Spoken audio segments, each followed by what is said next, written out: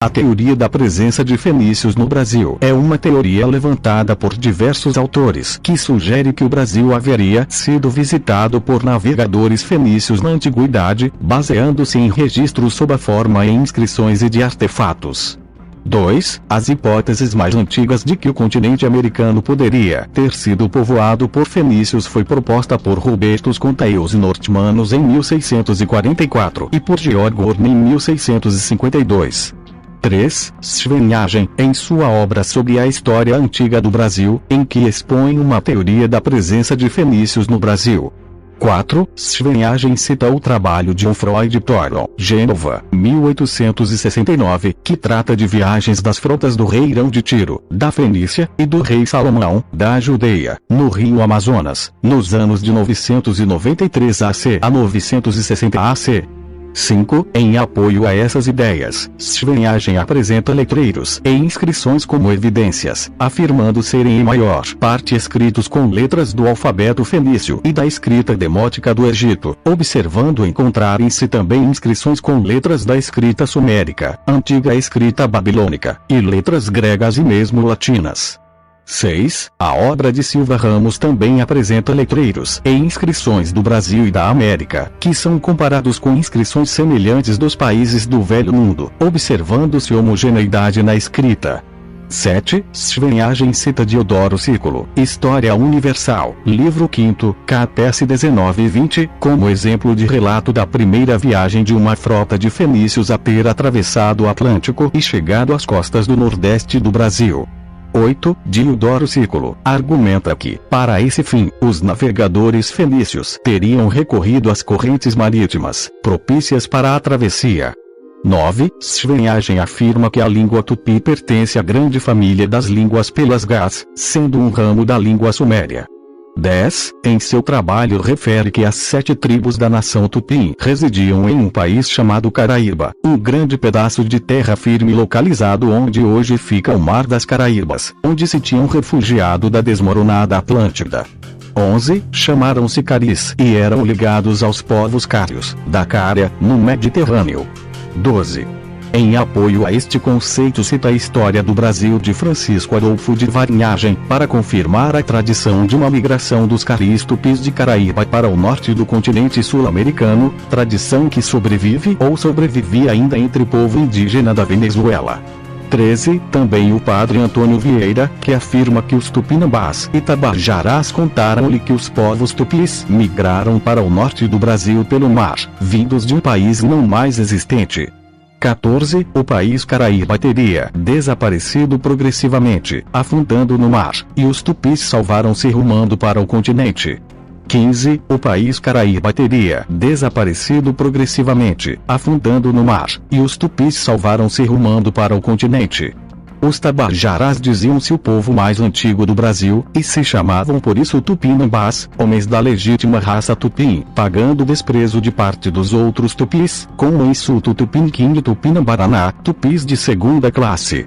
16. Os tabajarás diziam-se o povo mais antigo do Brasil, e se chamavam por isso tupinambás, homens da legítima raça tupim, pagando desprezo de parte dos outros tupis, com o insulto tupinquim e tupinambaraná, tupis de segunda classe. Sempre se conservou a tradição de que os tupis tinham 7 tribos, segundo o autor. Diferencia também o povo tapuia do povo tupim, dizendo serem os tapunhas verdadeiros indígenas brasileiros. 17. De acordo com Schwenhagen, o continente americano é a lendária Ilha das 7 Cidades. 18. Diz o autor que Tupi significa filho ou crente de Tupã. 19. A religião Tupi teria aparecido no norte do Brasil cerca de 1050 a 1000 AC, juntamente com os fenícios, propagada por sacerdotes cários, da ordem dos Piagas. Os Piagas, de onde deriva pajés, fundaram no norte do Brasil um centro nacional dos povos tupis, denominando Piague a esse lugar, de onde formou-se um nome Piauí. 20. Esse lugar era as 7 cidades, hoje Parque Nacional de 7 Cidades. 21. A gruta de Ubajara teria sido fruto de escavações para a retirada de salitre, produto comercializado pelos fenícios. 22. A cidade de Tutuaia no Maranhão teria sido fundada por navegadores fenícios e por imigrantes da Ásia Menor que chegavam em navios fenícios, que escolheram o local para construir uma praça forte, de onde dominariam a foz do rio Parnaíba.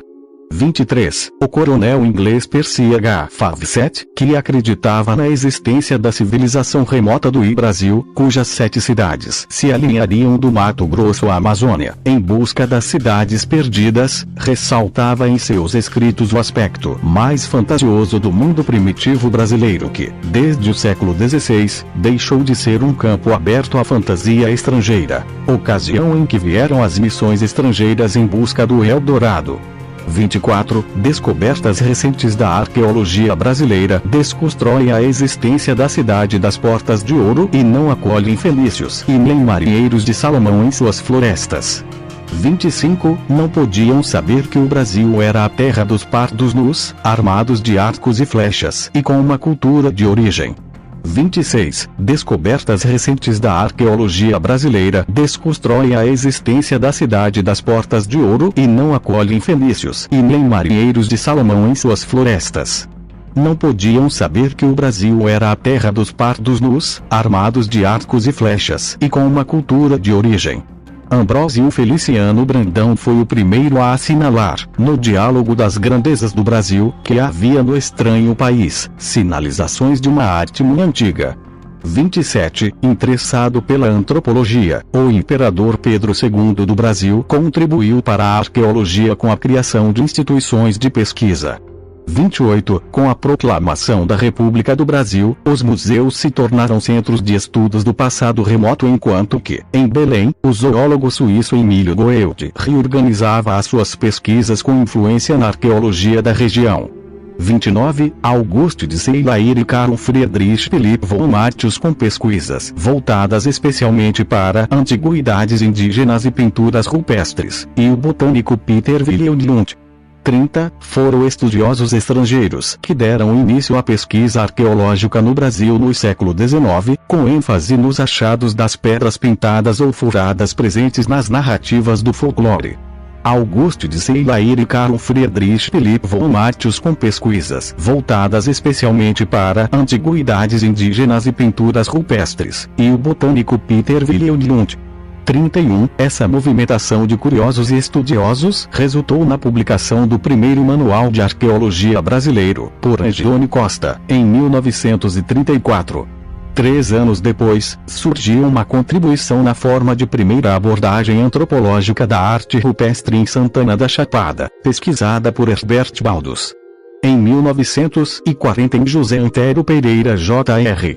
rechaçou as fantasias elaboradas em torno das inscrições primitivas, dadas como presença de fenícios, hebreus e atlântidas. 32. Durante muito tempo, o Novo Mundo foi dado como de povoamento tardio, se comparado com as idades mais remotas do Homo sapiens, por volta dos 14.000 anos.